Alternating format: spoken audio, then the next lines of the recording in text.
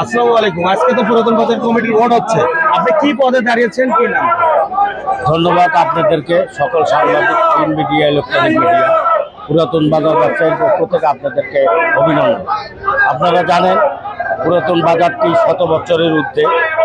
এই বাজারে আজকে ত্রিবার্ষিক নির্বাচন 3 বছর পর পর হয়। আমরা জাঁকজমকভাবে এই নির্বাচনে অংশগ্রহণ করে থাকি। আমাদের সকলের আশা আজকে সুষ্ঠু নির্বাচনের মাধ্যমে একটা প্রতিনিধি তৈরি করব।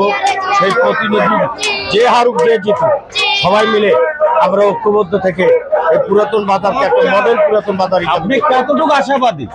একদম 100-এর মধ্যে 100 আশাবাদী। আমি একজন সভাপতি প্রার্থী, আমি গরুগরি মার্কা। কোনো অভিযোগ আছে? কোনো প্রকার অভিযোগ নাই। অনিয়ম হয়েছে? অনিয়ম কোনো প্রকার হয়নি। তবে আমার প্রশ্ন একটাই, হাজার হাজার কোটি কোটি টাকা এই পুরাতন বাজার থেকে পৌরসভাকে দেওয়া হয়।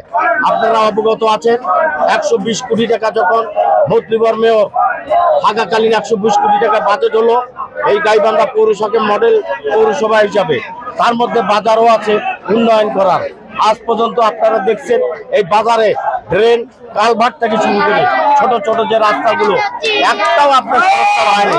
পাশাপাশি আপনারা জানেন যে ব্যবসায়ীদের একটা প্রচারখানা পর্যন্ত নাই।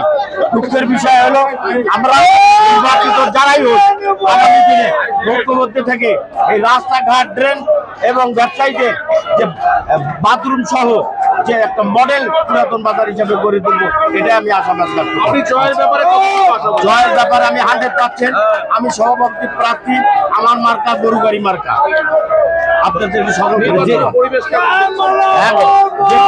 সুন্দর পরিবেশ, আমরা বিগত দিনে আমরা সব প্রার্থী একযোগে আলোচনা করেছি। সুষ্ঠু নির্বাচনের জন্য আমরা সর্বোচ্চ সবাই সহযোগিতা করব এবং সেই প্রতিশ্রুতিতে আজকে সুন্দরভাবে নির্বাচন। জয়ী হলে ছোট্ট করে বলবেন, জয়ী হলে কি করবেন? জয়ী হলে যে সকল রাস্তা, ড্রেন এবং বাজারের যে সকল উন্নয়নের লাইট, তারপর বাথরুম, ইনশাল্লাহ আমি সভাপতি হলে এইসব নির্বাচিত হলে আমি এইসব উন্নয়ন করবো।